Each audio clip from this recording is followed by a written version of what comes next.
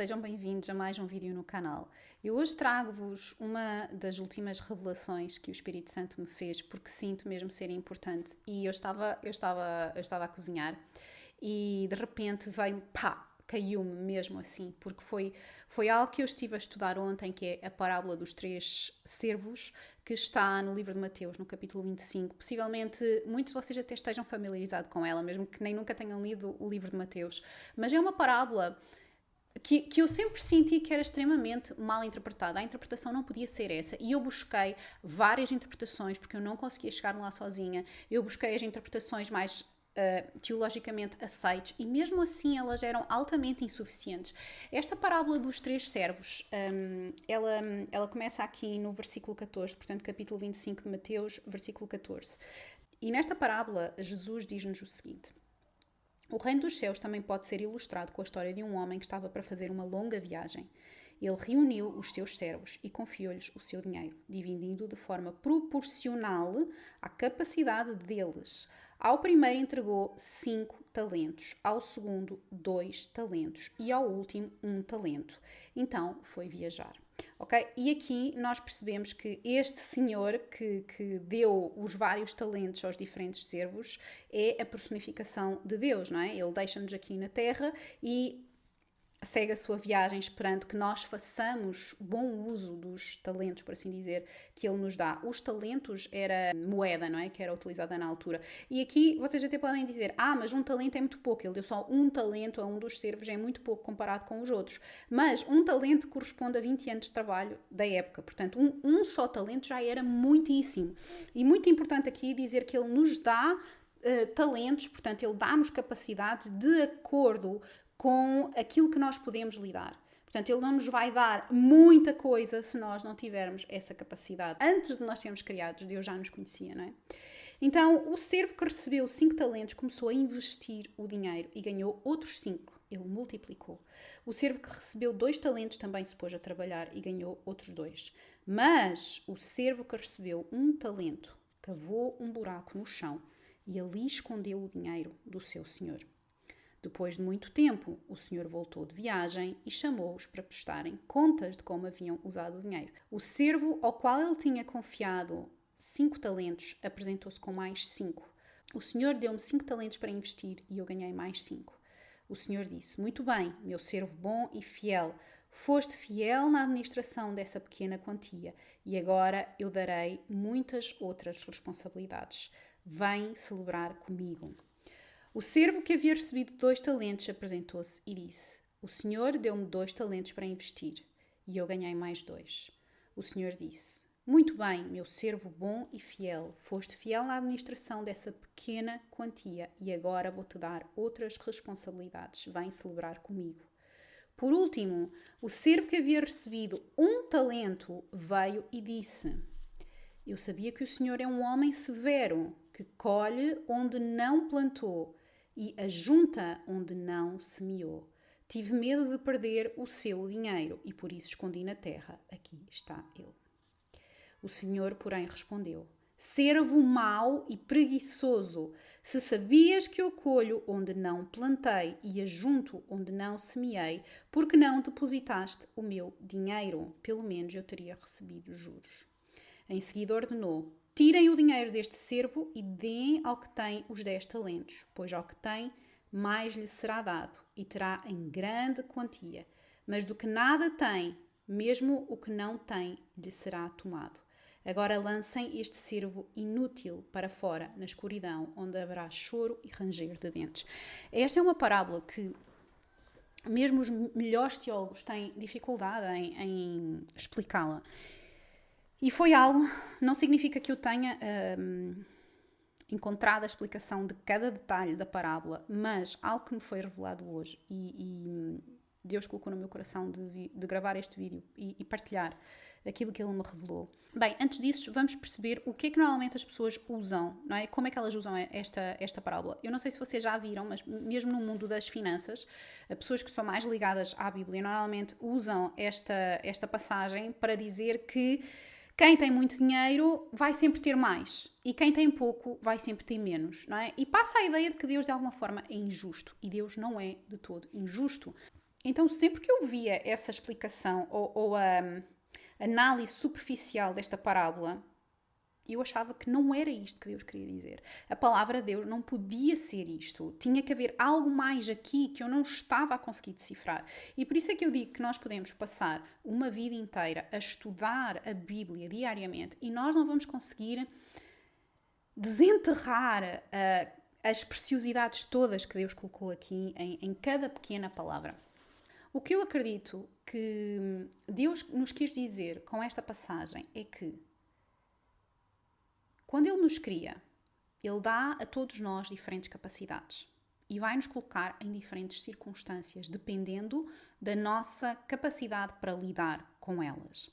Então, isto pode ser interpretado não só de forma física e literal, em que Ele nos coloca numa família mais rica, menos rica, com menos capacidades, com menor capacidade, mas também do ponto de vista emocional, não é? De que qualidades, que atributos divinos é que Deus nos vai deixar para nós conseguirmos superar os obstáculos da nossa vida. Portanto, esses atributos divinos que Ele coloca dentro de nós, dentro de cada um de nós, sem exceção, são colocados em proporções diferentes. Eles são a presença do Espírito Santo dentro de nós. Portanto, estes são os atributos de Deus. O que Deus espera de nós é que nós usemos esses atributos, é que nós usemos essas capacidades sem ficarmos prisioneiros, reféns do medo.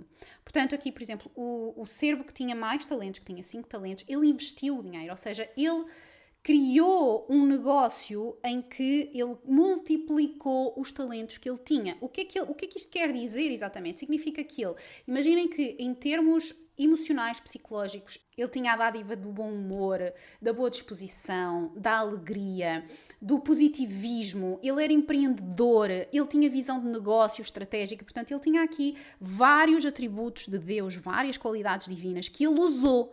Ele não ficou a pensar, vamos supor aqui, não é? Vamos tentar personificar aqui um personagem. Ele não ficou a pensar, eu sou alegre, eu tenho visão estratégica de negócio, mas eu sou feio, portanto é melhor eu ficar escondido no meu canto e não fazer nada porque eu não quero que as pessoas me apontem o dedo e digam que eu sou feio.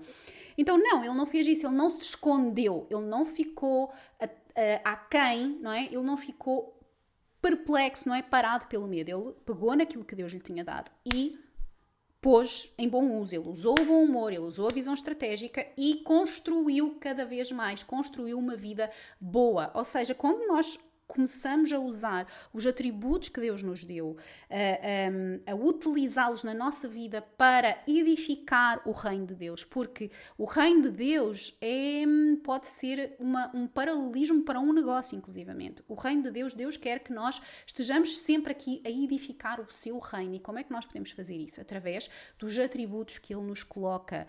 Ele coloca atributos, capacidades, talentos diferentes em cada um de nós e é nosso dever e responsabilidade usá-los ao serviço do próximo para levar mais pessoas para o reino de Deus, para recrutar mais pessoas para o reino de Deus, ou seja, para expandir o negócio de Deus.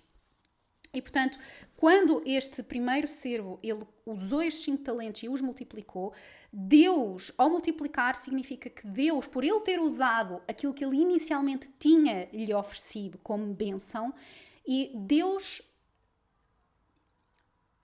fez-se mais presente na vida dele. Ou seja, ele deu-lhe mais capacidades, mais habilidades. Agora, para além dele ter visão estratégica de negócio, vamos continuar no nosso personagem, ok? Para além dele ter visão estratégica do negócio, para além dele ter bom humor, positivismo, motivação, etc., ele tornou-se um bom orador. Ele sabia falar para pessoas. Ele começou a saber vender. Ele começou a sentir um chamado muito grande para ser pai. Ele tornou-se pai. Então, aquilo que nós usamos, o bom que nós usamos, que Deus nos dá e que nós pomos para bom uso, sempre seguindo os valores de Deus, porque isto não é pôr para bom uso para nosso benefício próprio, não é isso que a Bíblia nos diz. Não confundamos aqui com aquilo que são os valores do mundo, mas se nós colocarmos os talentos, as capacidades, as habilidades que Deus nos deu para fazer o bem, segundo a sua palavra, Deus vai nos abençoar com mais.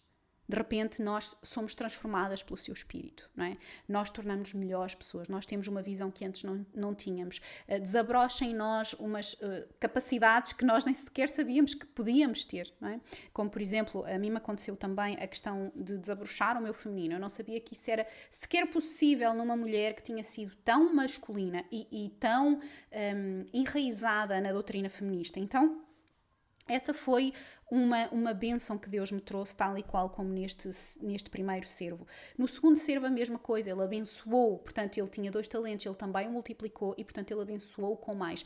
Agora, vamos à parte que me fazia muita confusão. Mas porquê que se ele já tem tão pouco, e normalmente nós associávamos literalmente só à parte financeira, embora também esteja relacionado, se aquele servo já tem tão pouco, ele vai tirar, vai ficar sem nada, parece que é injusto, não é? E esta é a parte que eu queria aqui chegar, e esta é a parte que me caiu quando eu estava a cozinhar, que é, a este servo, mesmo que tenha sido só um talento, já era muito, ele já trazia dentro de si vários atributos divinos, não é? No entanto, este servo, este terceiro servo, ele ouviu as vozes do mundo, ele ouviu os amigos a dizerem que ele nunca ia ser capaz de fazer nada com a vida dele. Ele ouviu os pais a dizerem que ele devia seguir o caminho seguro, que ele não sabia o que fazia, que era melhor estar sossegado, não é?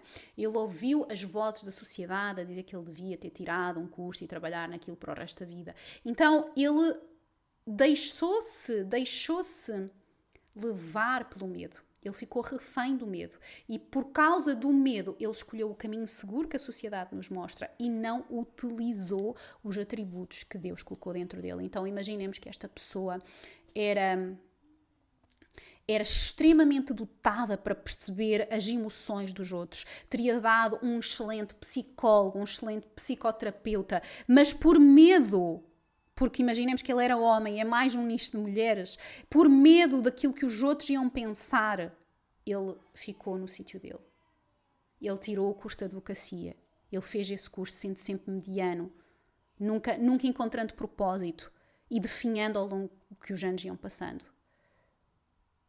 O que acontece quando nós não utilizamos os atributos que Deus nos dá é que Deus extrai-se da nossa vida. A presença de Deus extrai-se de nós porque ela não pode conviver com medo. Por isso é que eu digo muitas vezes que o caminho de Deus é um caminho linear, não há meio termo. Ou nós estamos com Deus ou nós estamos com Satanás, nós estamos com o inimigo, não há meio termo. O mundo, os valores do mundo é o domínio do inimigo. Se nós queremos viver para Deus, com Deus, através de Deus, nós temos que fazer aquilo que está aqui, não é? E aquilo que acontece, que eu acredito que é a minha interpretação, ok? Atenção que sempre ouvir interpretações diversas é muito positivo, mas pedir sempre a Deus, criarem uma relação com Deus, é muito importante para que Ele vos revele a verdade, porque nós somos seres humanos, nós somos falíveis. Quando Jesus nos conta aqui que este Senhor retira o pouco que o outro servo tinha, que tinha escondido debaixo da terra, ou seja, ele não utilizou esses atributos, ele escondeu-se do mundo, ele não trouxe ninguém para o reino de Deus, não é? Ele jogou pelo seguro, pelo aparente seguro. Significa que a dada altura, esse mesmo talento que ele tinha vai desaparecer. Portanto, a excelente capacidade emocional que ele tinha para interpretar, compreender, ajudar as outras pessoas é extraída dele. Através dessa característica, era uma das formas de Deus estar na vida dessa pessoa. Era uma das formas de Deus se manifestar. E como ele não usou, Deus extraiu-se da equação.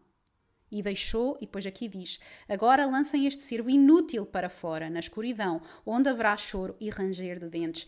Esta é a parte onde todos nós ficamos na escuridão quando Deus sai da nossa vida.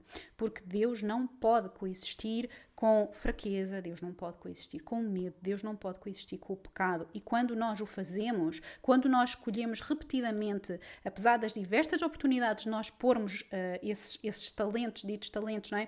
Para bom uso, para trazer mais pessoas para o reino de Deus, para fazer o bem, para praticar o bem, para servir de exemplo, e nós não o fazemos podendo fazê-lo porque nós ficamos paralisados pelo medo, então a dada altura Deus extrai-se da equação porque Ele não consegue coexistir nesse ambiente. E é por isso que aqui diz que este servo fica na escuridão, onde haverá choro e ranger de dentes, pois há só desespero e vazio onde Deus não está presente. Então, meus caros, ao longo da nossa vida, e se nós escolhemos de facto seguir a Deus e praticar o bem e praticar os valores de Deus, vão haver N pessoas à nossa volta para nos dissuadir. Mas essas pessoas são apenas quase que marionetas para o inimigo nos tentar dissuadir. Não faças isso. Olha o que é que as pessoas vão dizer. Olha, aquele já fala mal de ti. Olha, aquelas pessoas disseram isto de ti.